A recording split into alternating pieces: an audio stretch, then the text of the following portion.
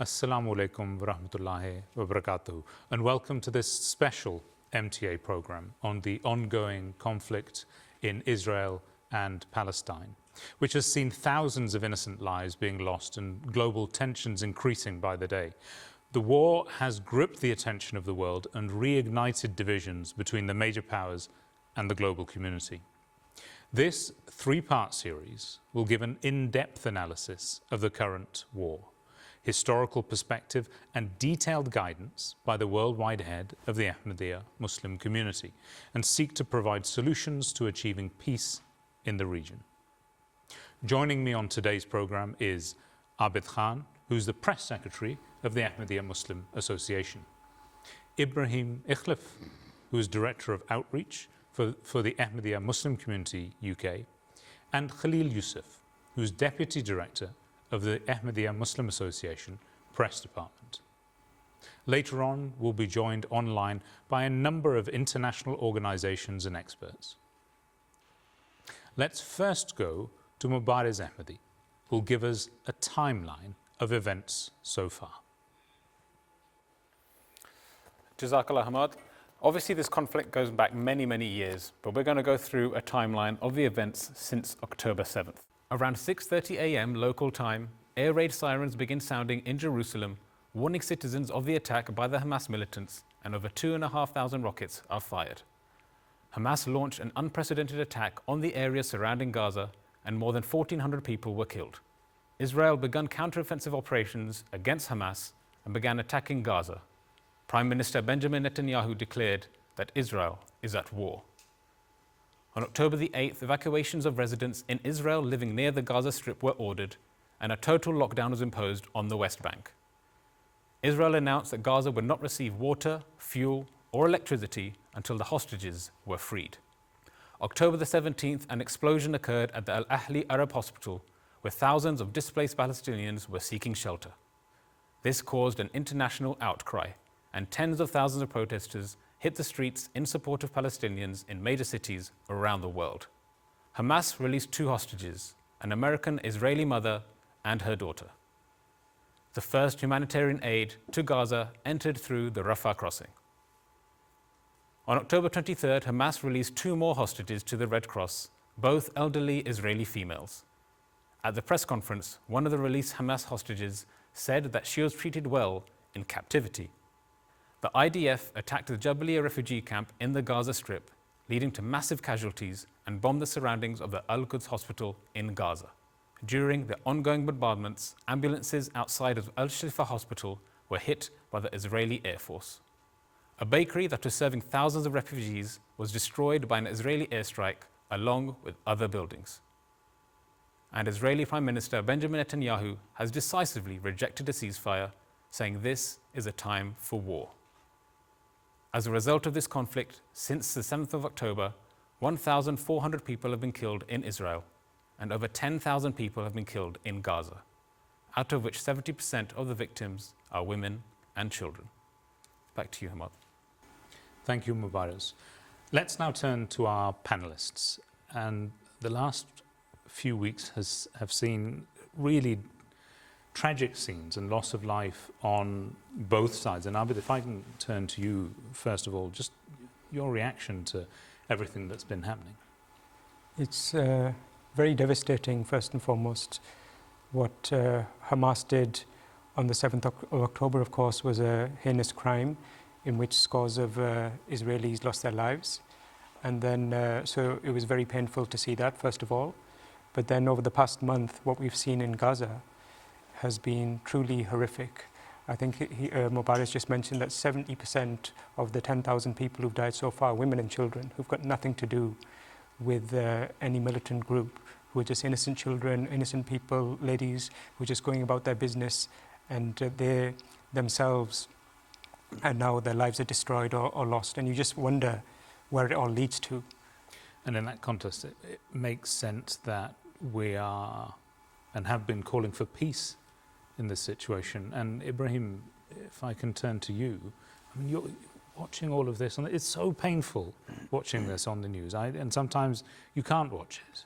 It is too painful to see the suffering of children, as Abid said, and of women, and innocent people, just, someone trying to protect their family, get enough food or water and shelter, and to protect their family from the bombs that are dropping from the skies. Your thoughts on that? As Abid Sahib mentioned, this is horrific. What's going on, especially, of course, after what happened on 7th of October. What Hamas did is absolutely against the Islamic teachings. You can't just go and kill innocent people. However, the reaction of Israel, it's absolutely, beyond, we can't comprehend it. Disproportionate. Gaza, possibly the size equal to Isle of Wight. Inhabitants, 2.7 million people are living there, just the density there, and destroying the hospitals. There's no fuel. Yeah. For example, as the trucks which were entering through Rafah from Egypt, entering Gaza on daily basis, they had, for aid and for anything else, they had 500 trucks minimum entering daily basis. And in the last 2 weeks, only 400 trucks, entered through Rafah. What can we say?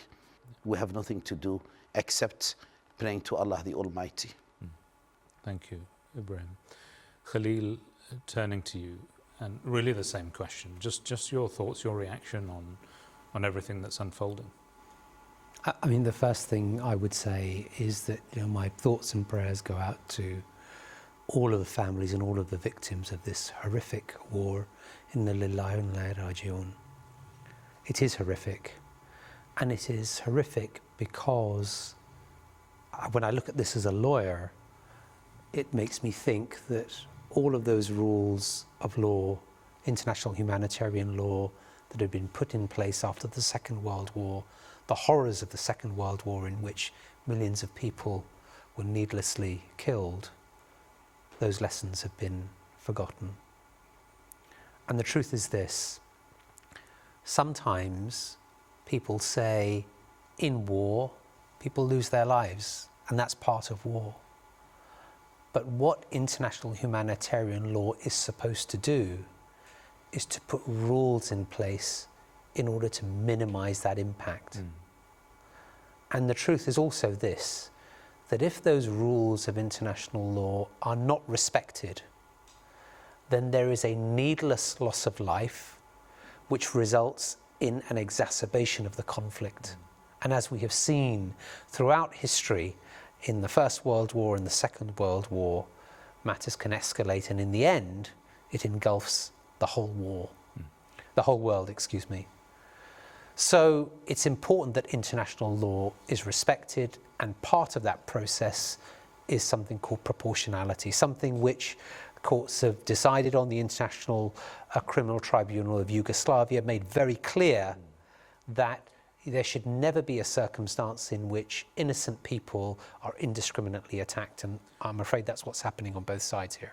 And I think that's something that we can come back to. And as we've said, this war has had a huge impact on the lives of innocent civilians, especially children. So we're going to go to a short video from the World Food Programme to get a sense of the devastation on the ground. Let's watch that now. Gaza has suffered some of the worst bombardment in recent history. More than 10,000 people are reported to have lost their lives in this conflict. And according to some estimates, a child has lost its life every 15 minutes. The UN Secretary General has called it a graveyard for children. It doesn't get any easier for civilians living in Gaza as they try to take shelter where they can. The conflict has caused unprecedented internal displacement of the Palestinian people. People are living in a horrific nightmare. Food and water are running out. A steady flow of aid is needed to meet the desperate needs now. Humanitarians must be able to deliver it safely, and civilians must be able to reach it safely. Without this, lives will be lost and conflict will spread. There is no drinking water, no wheat flour. Nearly all bakeries are closed.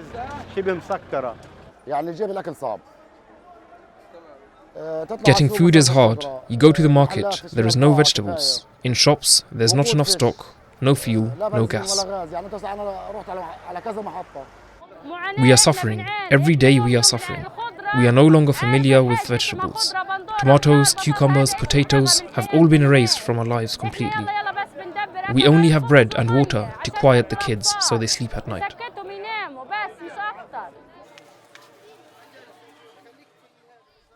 WFP was working with 23 bakeries at the start of the emergency response and providing bread for 200,000 people in shelters. Today, just one contracted bakery is operational, producing enough bread for 20,000 people. Many organisations, such as Humanity First, the Red Cross and others, are working in the region to try and get aid into Gaza and have witnessed firsthand the effects of this war. We're joined now by James Denslow, Head of Conflict and Humanitarian for Save the Children UK. James, it's been reported that out of the estimated 10,000 civilian casualties in Gaza, 40% are children. With over 1 million children in Gaza, describe to us the current situation on the ground.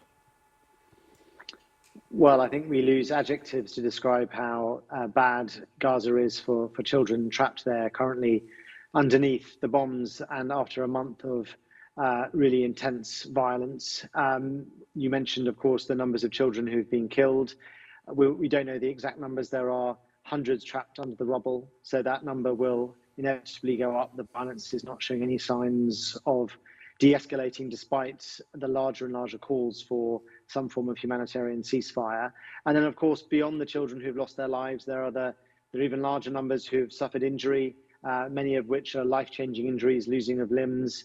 Every single child in Gaza will have been affected in terms of their mental health. 4 out of 5 children in Gaza were suffering from depression prior to the events of the last month. And of course, we can't get enough aid in. Fuel, water, electricity still remains cut to the majority of people in Gaza, and the situation is worsening by the hour. Thank you, James. And we've seen the displacement of millions of Palestinians and children being killed on a daily basis. What are the main challenges for aid organisations such as Save the Children? Well, it's worth stressing that in the sort of maelstrom of this chaos, it is the most dangerous place to be an aid worker on the planet today. UNRWA, the UN agency, has lost over 80 members of its team in the violence, using large-scale explosive weaponry with wide area effects. Often means that even if you're targeting a legitimate site, often the reverberating effects of these weapons will have devastating impacts for civilians in the vicinity. So our aid workers, who the vast majority of whom have been displaced themselves with their families, and we hear some pretty awful stories about them trying to do their best to protect their own children, but they can't operate safely. And of course, we can't get enough aid in to meet the demands, because there was an average of 500 trucks going into Gaza prior to the events of the last month. That number, we've seen a total over the space of over 30 days of just over 500 trucks. So, it's a completely quantum away from what's needed. Water, food, medicines, all forms of aid you can imagine, let alone the fact that education is on hold for 1 million Gaza children. It is hopefully the only hope we can have is that the situation for children in Gaza can really motivate international politicians and the international community to really do more to bring some kind of hope. Thank you, James. That was James Denslow from Save the Children, and we're now joined by Salam Abu Sharar over Skype, and she's a Palestinian journalist based in Ramallah. Welcome to the programme. And can you tell us if aid is reaching the citizens and how much is required? Mostly the aids aren't allowed to enter Gaza Strip, and even if the Egyptian authorities allowed some of these aids to enter to Gaza Strip, we're talking about nearly not more than 10% of the real requirement for the hospitals, for the people, and the healthcare centers are out of service now due to the countless bombardment across Gaza Strip. And what do you think about the reaction of the international community? Yes. regarding to the international community response, it's still very poor and very fake. We are talking about thousands of children who were killed in Gaza, more than 1,000 massacres committed by Israel, and we're talking also about 2 million Palestinians are in an open air prison.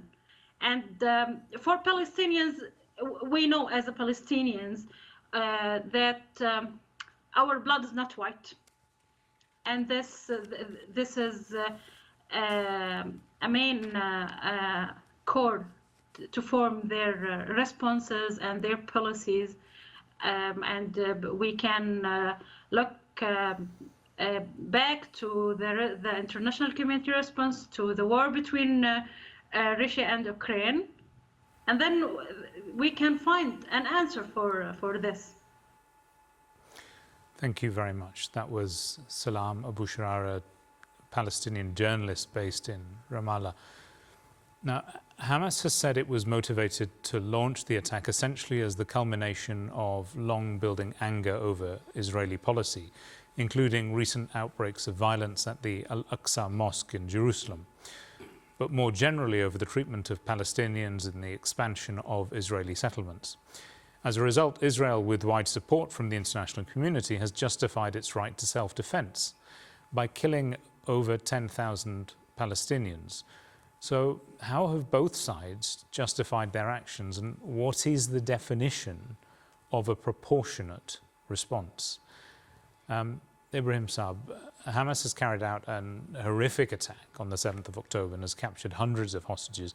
What is their main motivation and the reason for doing this? You know, if we look into this matter in depth, let's look to what the Secretary General of the United Nations said.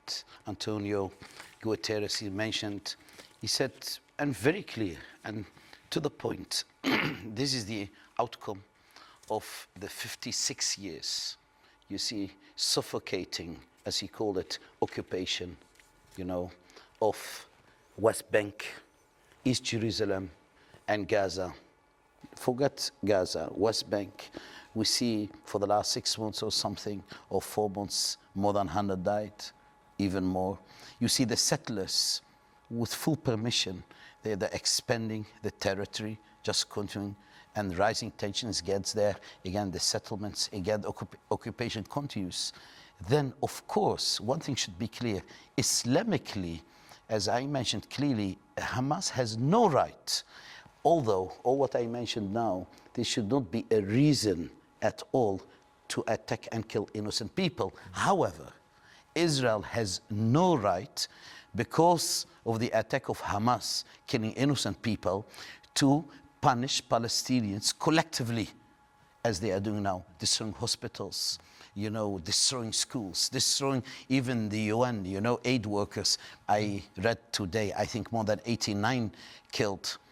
Looking overall, I think, and the most painful thing, that the United Nations Secretary General, and he got internationally, you know, all the organizations, including in this case Israel, you know, they said you have to resign. This is unacceptable. You are supporting Hamas. You see, it's as the journalist mentioned today, the Palestinian journalist, and this is what Hazrat Khalifatul Masih, the 5th successor, Hazrat Nizam Masroor, may Allah be his helper, mentioned. The response of the international community is feeble, weak. There is no response. I'm not speaking only from the West, as well from the Arab world. I myself an Arab. It's weak. From Morocco to Egypt, from Syria to Yemen, everywhere. It's nothing, nowhere. Thank you, Ibrahim. And Khalil, just turning to you, the international community has mainly supported Israel, and we've seen, you know, the major players have been really weak in terms of their condemnation of the things that are happening against innocent Palestinians. But from a legal context, thinking about this idea of a proportionate response, what does the law say about harm to civilians, and would that be justified as a part of a proportionate response? It's not. And it's not justified because international humanitarian law, which is governed by the 4 Geneva Conventions and the additional protocols, along with a number of other treaties and statutes, does not allow the indiscriminate bombing of civilians. It protects civilian infrastructure like schools, like hospitals, like other places where you might have civilians attending for civilian activities. And the law is very clear that even if you might have a few militants amongst those civilians, it does not give anybody the right to indiscriminately bomb those civilians because it is a disproportionate military outcome. Thank you, Khalil. Looking at it from a legal aspect and the questions which arise around the legality surrounding this conflict, we had the opportunity to speak to Karim Khan, the prosecutor of the ICC. Let's hear what he had to say. What are the principles of international humanitarian law that apply in a conflict such as that between Israel and Hamas? Well, the principles are quite wide-ranging. I don't have time to give a detailed exposition, but the essential aspects is to ensure that the worst ravages of war are mitigated to the extent possible. Unfortunately, war is not illegal. It's a blight on our humanity across civilizations. But what the Geneva Conventions seek to do, what the Rome Statute seeks to do, is to establish clear, basic minimum standards. And in terms of the conflict ongoing, it's the principle of distinction. One should and one is allowed to target belligerents, those that have taken up arms against a state, whether it's a state actor or a non-state actor, but one cannot target civilians. One needs to give a significant margin to make sure that operations are conducted in a way in which the most innocent people of the world, the most vulnerable people of the world, children, women and men, are not targeted in conflicts and are protected. Well, every conflict is unique and every conflict is awful. I mean, I was the first member of the English bar prosecuting in the Yugoslav tribunal, and we remember, Khalif Sirabi's speeches. We remember the pictures that we saw coming out from Srebrenica. But I was also prosecuting in Rwanda, and we saw in 100 days about 800,000 people mowed down and massacred and terrible rapes. You look right now, the Rohingya, 2 million, 1.2, 1.3 million are squatting, are refugees in Bangladesh, and they've been targeted because of their religion as Muslims and because of their ethnicity. Look at Darfur. A new outbreak of violence is taking place. And of course we see Palestine, Gaza, the West Bank and Israel as well. Terrible human suffering. So every conflict has its own horrors. Every conflict is hell. And every conflict in which people are raped or killed and where there's an innocent loss of life, we recall Surah Al-Ma'idah, that to kill one person is to kill all of humanity. To kill one innocent is to kill all humanity. And as I've said repeatedly in Cairo, in op-ed pieces, that principle unites the Jewish world and the Muslim world and the Christian world. But unfortunately, we're being deaf to the calls of our humanity because of the fury and the power dynamics that we're seeing. And what I'm trying to do is to make it clear in an objective manner, confined properly by my obligations under the Rome Statute, that the law is not there to adorn the bookshelves. The law is not there for people to do their doctoral thesis about. The law has to find a way in these extremely complex, extremely sensitive, extremely polarized situations to provide some shelter from the elements of hate, from the elements of fury, from the bombs raining down and the lack of humanitarian reliefs that are going in for people who loved ones have been taken hostage and they don't know where they are. It's a way of showing the law has relevance. And I've been prosecutor for 2 years. I've tried to reform the office. We've done quite a lot. We're moving forward in many areas. Of course, there's complexities to every situation. That was Karim Khan, prosecutor for the ICC. We're now joined by Dr. Afzal Ashraf, who's an expert in international relations and security issues. Dr. Ashraf, welcome to the program. Can you give us a brief context of the factors leading to these tensions? Well, there are several factors leading up to this current tension, and we haven't got time to discuss them all. But the ones that very few people are aware of or think about are that the whole idea of Israel was built around an ideology called Zionism, which in turn was developed by a man called Theodor Herzog, who developed it in response to what he experienced and witnessed as anti-Semitism in Austria and other parts of Europe. And of course, people know about how Israel was created without consultation with the Arabs, the Palestinians who were living there. But one thing that people do forget is that it was a violent beginning, and it was a violent beginning which was initiated by a number of terrorist groups. And so we have this these sort of hidden issues which shape the culture, the political culture of the Israeli state.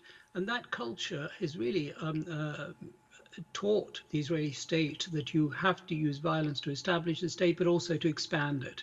And so what we have seen, the current situation really is a perpetuation of a number of events, wars and conflicts, which have been initiated by various sides using some grievance or some event to which the other side has felt it must react.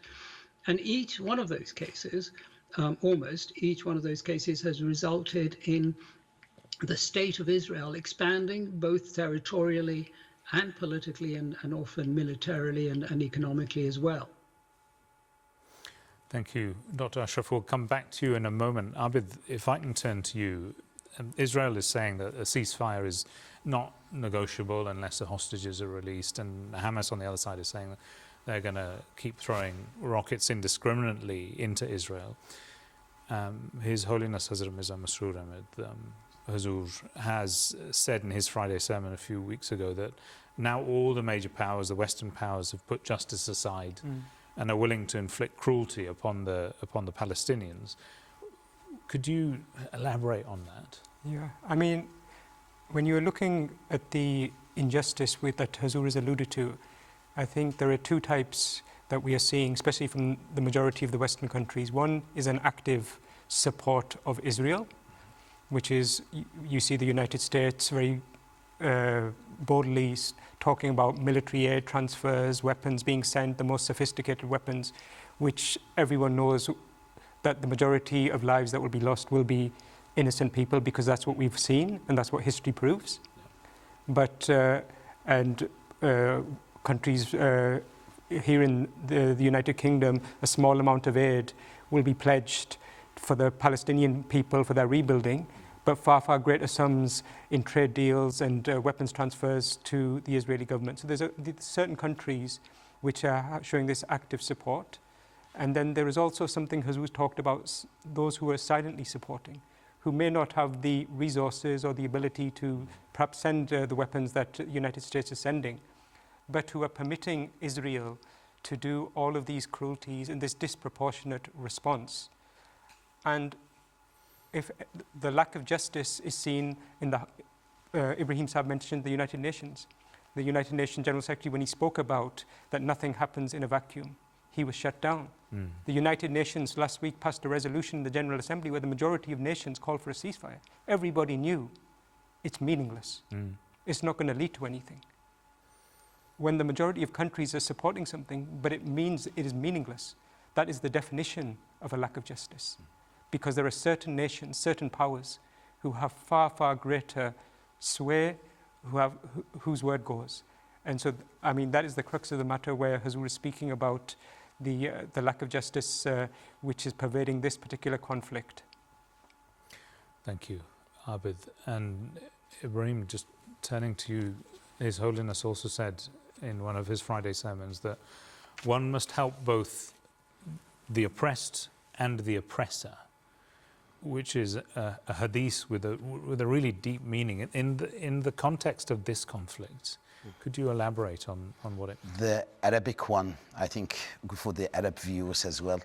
قال رسول الله صلى الله عليه وسلم انصر أخاك ظالما أو مظلوما قالوا يا رسول الله هذا ننصره مظلوما فكيف ننصره ظالما فقال تأخذه فوق يديه. The translation of this hadith means they asked the Holy Prophet, you see, he said, you should help the oppressor as well as the oppressed. They asked him, of course, I paraphrase it, okay, we know how to help the oppressed, and what about the oppressor? And then the Holy Prophet said very beautifully, and we can't read this anywhere, no religious scripture, help the oppressor in preventing him from oppression. And if we apply this to this conflict, of course, the oppressed people, let's start there, the Palestinians, it is the duty of the international community, especially the Arab community as well, especially the reason, what I want to mention, let's put religion aside. They are Arabs as well, the Palestinians. They're surrounded by the Arab community, the Arab countries, North Africa, Morocco to Egypt, whole Middle East.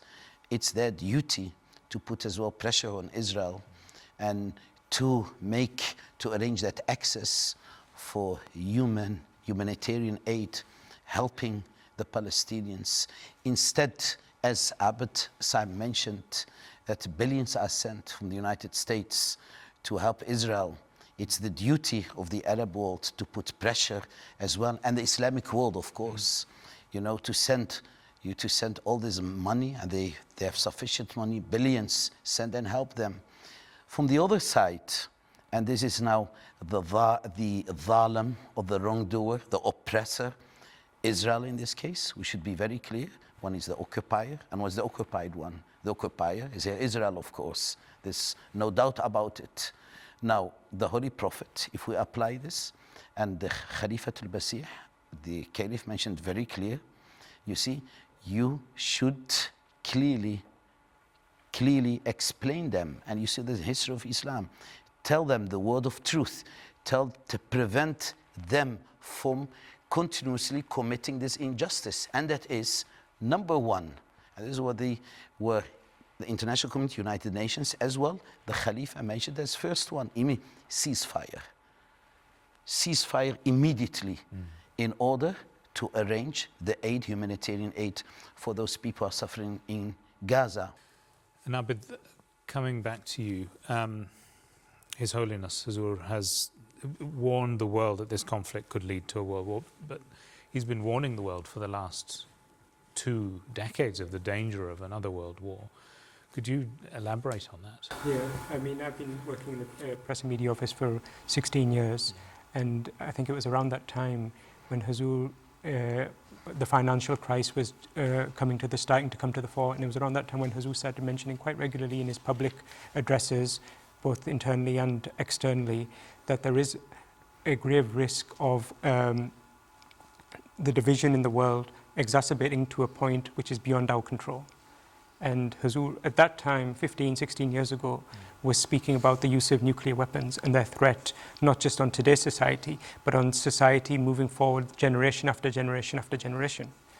And many of the people who listened to his addresses at that time, or who met him privately, expressed surprise, and often you could feel a sense that they thought that Hazur's pronouncements were too pessimistic in terms of what the actual ground reality was. They thought they knew better in that sense. But over the last 15 years, we've seen exactly, sadly, and I know that Hazur feels great regret about this as well, that what he has foresawn and what he has warned about has come to pass. If you look in the domestic markets, in 2012, Hazur spoke about the vast importance of the European Union, staying as a united body. Nobody could have predicted that one of the major countries, one of the founding countries, would be leaving. 4 years later, this country chose to not pay heed to the warnings and the guidance of Hazur, ignored it, and we had Brexit, and a lot of people are now commenting about how that has caused so much pain for this country. In America, we are seeing polarization where 2-3 years ago we had the breakout of that George Floyd incident, that tragic incident leading to a division in society. The presidency of Donald Trump caused a lot of controversy, and now again at a geopolitical level. And it's now getting to the point that those people who questioned Huzour's guidance, they themselves are writing in the newspapers or in the media expressing their fears. Just 2 days ago, there was a horrific story of one of the Israeli cabinet ministers who was even expressed publicly that the possibility of using a nuclear weapon on Gaza, disregarding the fact that such a strike would have such devastating consequences for those innocent children, millions and millions in that part of the world. And this is a standard of justice that initially, probably fearing the bad PR, the Israeli government, or it was reported that he'd been suspended. But if you dig a little deeper, it just turned out that he'd been suspended from attending cabinet meetings for the time being. So no real harsh measures were taken to condemn that. But regardless, your point is absolutely correct, that this is something that the Khalifa Waqt has been guiding about and warning about for many years. And it is something that I know, having spoken to Huzour on many occasions and listening to him, that he feels great pain and great regret about, that the world is heading in such a terrible and dangerous direction. Thank you, Abid.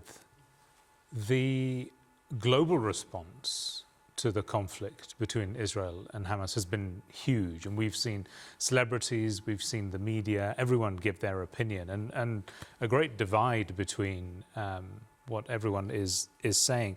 But it's important for us to think about what role the media has to play in giving an accurate picture of what is going on to the public.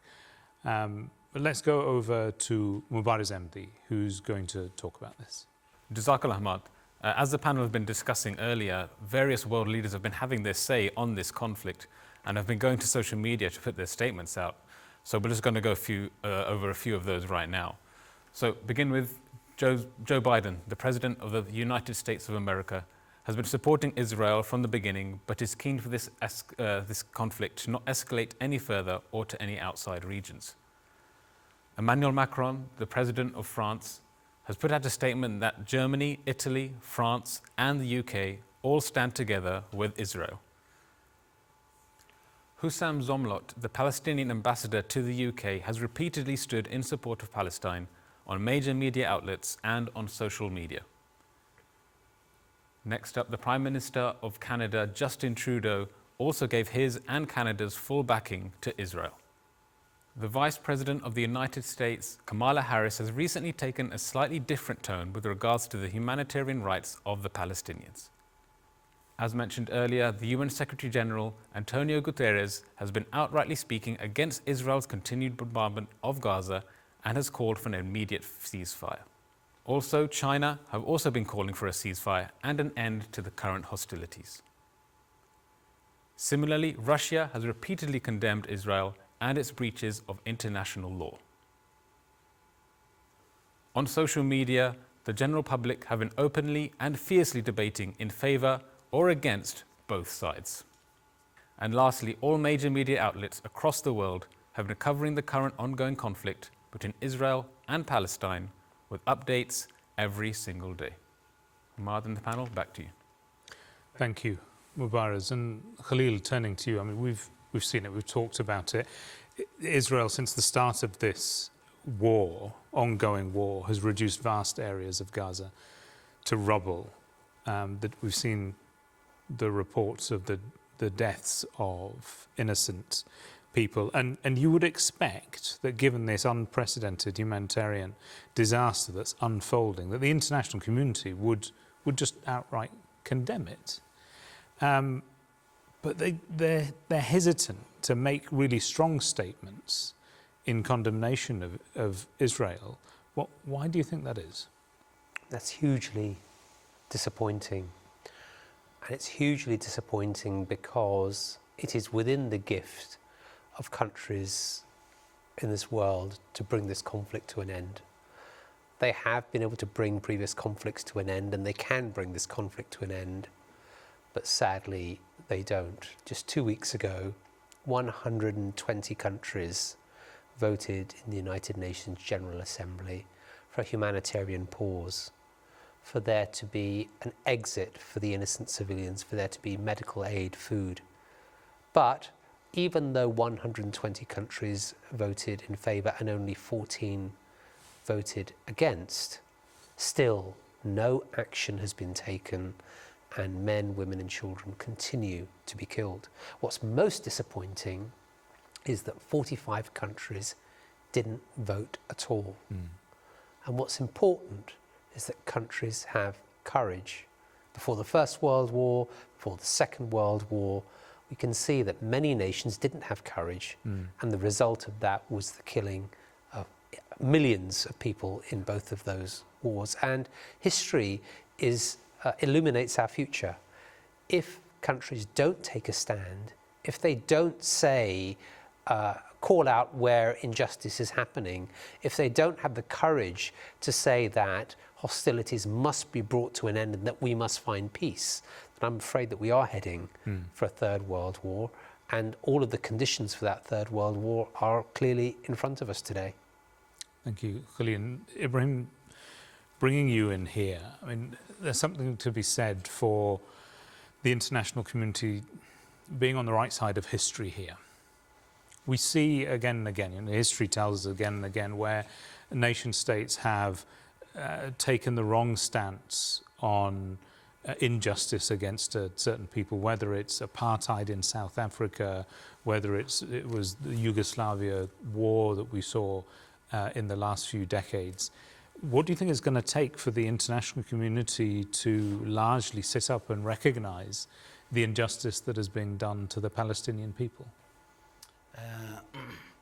As far as this conflict or war is concerned, I'm pessimistic. I'm not optimistic at all. And from both sides, from the secular point of view, as well from the religious point of view. Now, from the Jewish point of view, although it's a geopolitical war, however, beneath this religious emphasis is extremely strong from the Muslim side as well as the Jewish. From the Jewish side, you mentioned apartheid, it's a Jewish state. For example, why can we not have a state with the Palestinians? If you occupy a country, okay, the Jewish, let's say, they occupied it, they form a government, it's up to the Palestinians now to obey. That means, and they should, at the same time, according to international law, guaranteeing all the rights, protecting the civilians, protecting the Palestinian citizens there, give them all the rights to live together with the Israelis. In that case, with the Jewish people. However, they reject this. Then they said they can't accept it because, as has been mentioned, this is one of the objectives of Zionism, unfortunately. The other side, you say, a two-state solution. But we see now with Trump some years ago, who signed that whole Jerusalem, where we said initially from the United Nations, East Jerusalem, West Bank, Gaza, and these are the lands, two-state solution. The capital initially of Palestine should be Jerusalem. Very simple, East Jerusalem here. Now, it has been signed, no. Now, all of this together, it seems that Israel, well, I'm not a political analyst here, but seeing that Israel, supported by the West, and supported, it seems, indirectly by the Arab world as well, because when you are silent, it means indirectly you support this. Therefore, I can tell you from a religious point of view, from a secular point of view, and I will go even depth, even Hamas, the ideology of Hamas, we have to go into depth here, even they are not contributing, there's no positive contribution to solve this issue. On the long term, I do not see it. And I think what Brother Khalil mentioned, we're at the brink of a third world war. The only solution could be if the Arab world, who has so many differences and discord among themselves, if they could put that aside, and I'm not saying uniting religiously, we just say, please unite politically and economically. I tell you that this issue would have been solved in one day. Thank you. And His Holiness also referred to the media, and obviously the media has responsibility to provide accurate information to the public. Yeah. And Hazur said he referred to false reporting and a lack of accountability. Can you elaborate on what he meant by that? Yeah, I mean, the lack of justice again Yeah. in the media is not a new issue. It's certainly in relation to Islam. This is something that we've seen for many, many years, certainly since 9/11, probably before that as well. But in this recent conflict, the amount of disinformation is such online and also in the mainstream media that it's very hard sometimes to judge what is right and what is wrong. But you know that a lot of this false information is having major consequences. I'll just give one example. In the early days of this conflict, it was reported very widespread in national newspapers that the Hamas militants had beheaded 40 babies. And that went all around the world and led to widespread condemnation, or give Israel the license to perpetrate further cruelties and bombardment because the public sympathy was with them. 2-3 days passed. And then finally, people got around to asking, where's the proof? And there was no proof, there was no evidence. Even the IDF, they released a statement saying that we don't have any conclusive proof that this happened. But the damage was done. And in this era of social media, that is one of the key hurdles that we have to face, that the damage can be done before anyone realizes that there's any misinformation out there. And again, this war is not just being, it's been said, it's not just being played out in the battlefield, it's being played out on social media. That people are, again, so polarized that they're either pro-Israel or the extremists on the other side, that they're so that they cannot see that the other party may have some merit to certain aspects of their to their argument, until they're able to see that chink of light where you can understand at least where the other person is coming from. It's going to be very, very hard to resolve this. Thank you, Abid. And Khalil, bringing you into this, and really the same question. I mean, the media has a huge effect on people and their opinions. Social media as well, and people become entrenched in particular ways of thinking and form echo chambers. As MDs, how do we protect ourselves against that? And is there any guidance from His Holiness, from Hazur, in this respect? Yeah, I mean, Hazur's guidance is actually very clear, is that we shouldn't be in a position where we start to take sides or say one leader is better than the other, one nation is better than the other. Actually, we should be focusing on the core responsibility, which is to invite people to focus on justice and to bring about peace, and to try and find a way of having a ceasefire. Why is that important? Why is it important not to focus so much on what the media is saying on a day-to-day basis? Abid's given some examples of that, but actually history also tells us that it's an extremely dangerous thing to do. During the Second World War, the Holocaust was perpetuated by the Germans, the Nazis, using the media in order to incite hatred against the Jews. The same in Rwanda against the Tutsis, the same in Srebrenica. And false news spreads at an exponential rate, much, much more quickly than truthful news.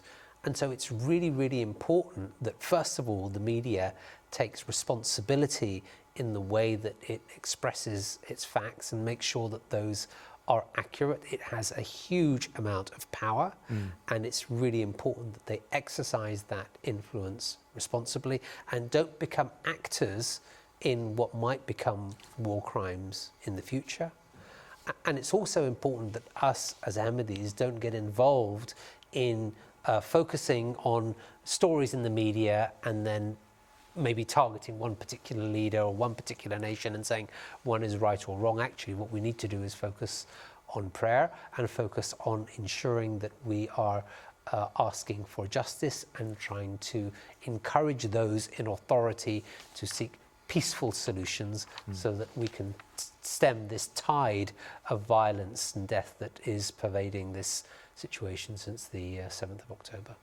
Thank you, Khalil. And Abid, turning to you, it's really difficult watching events unfolding in Palestine not to have huge amounts of sympathy for the Palestinian people, and the public response has also been there as well. We've seen demonstrations happening in major capitals around the world.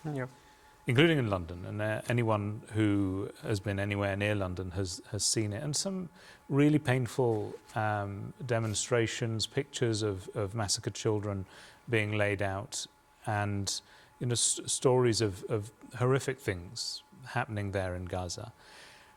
And it's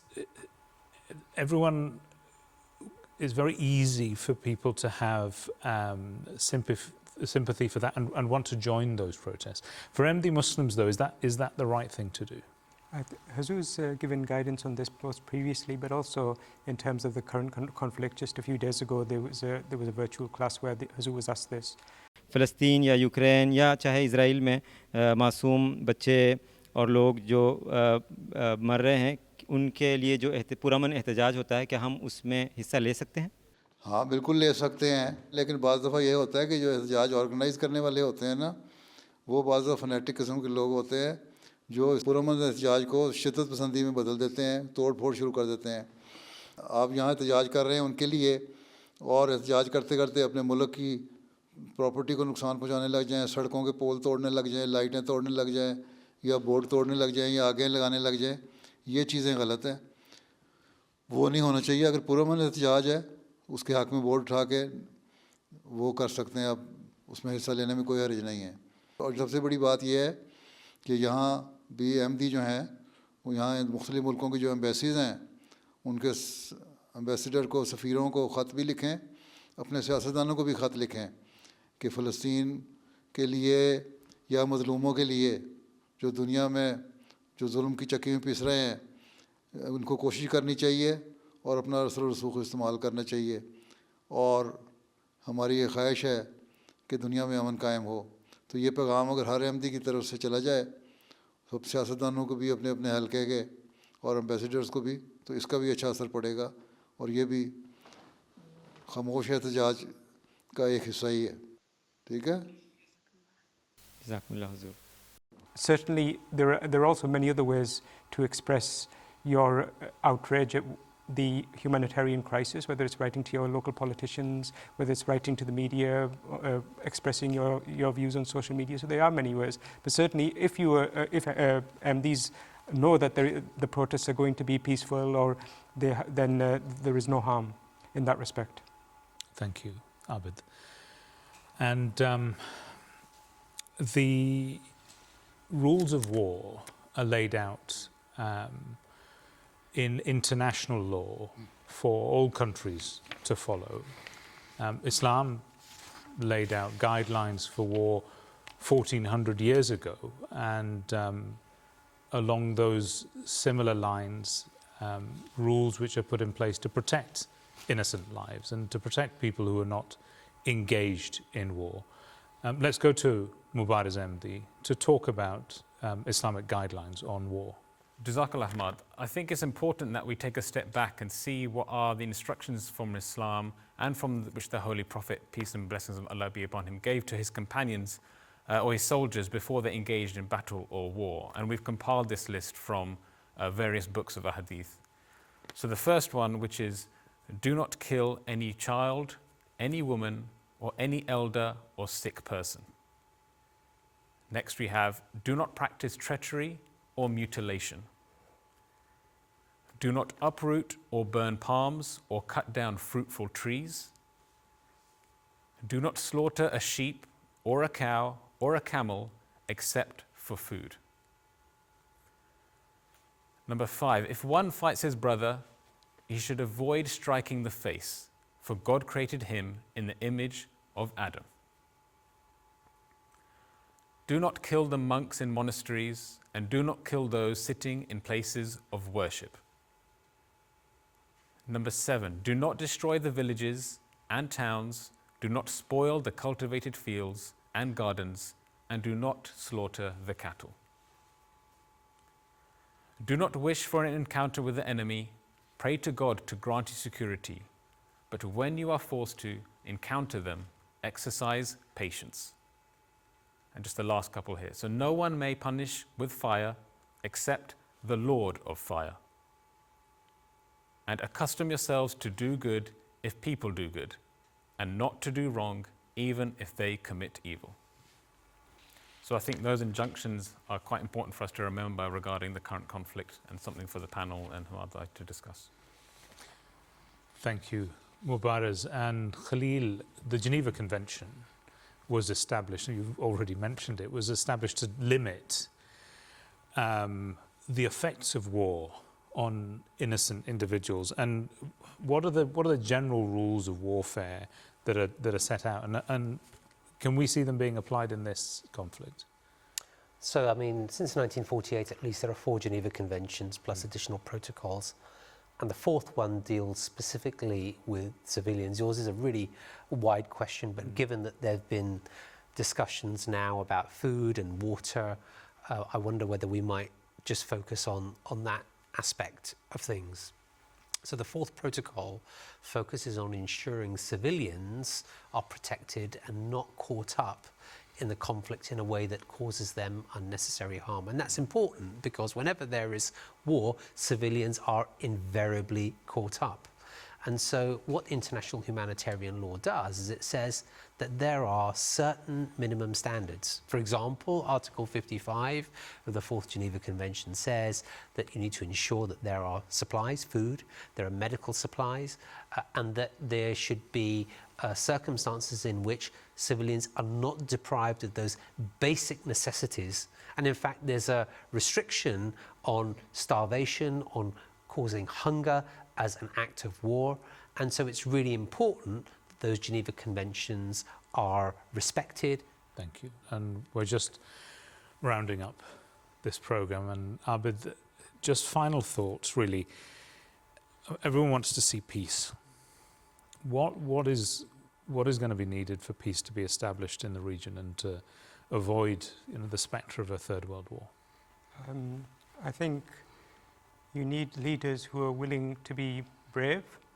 It all comes down to that concept of justice again.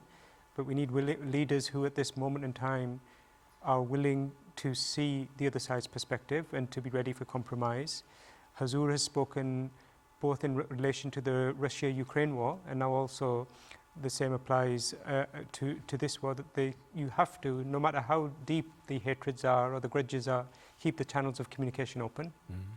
You can't achieve anything if there is just a wall where each side is on each side and there is no communication. And at the end of the day, as Ahmadis, I mean, we believe that to actually affect change about how we can play our role in that, it is to bow down before Allah. That is what Hazur has said in his sermon a week or two ago, that every Ahmadi should spend at least one prostration each day praying for peace. And Hazur has spoken before very beautifully about how if every Ahmadi in the world were to bow down before Allah Ta'ala, then it is enough to shake the heavens. And so that trust in Allah, that hope, that will remain part of us as Ahmadi Muslims no matter what, no matter how dire the circumstances get. But at a practical level, of course, we need leaders to be courageous, to be just, and to be willing to talk to one another. And we're going to end the programme there, and I'll end by thanking the panellists, Abid Khan, Ibrahim Ikhlif Saab and Khalil Yusuf, and of course Mubaraz Ahmadi for their participation in today's programme. And thank you for watching, and join us next time for the second programme in this 3-part series, where we'll dive deeper into the historical aspect of this conflict.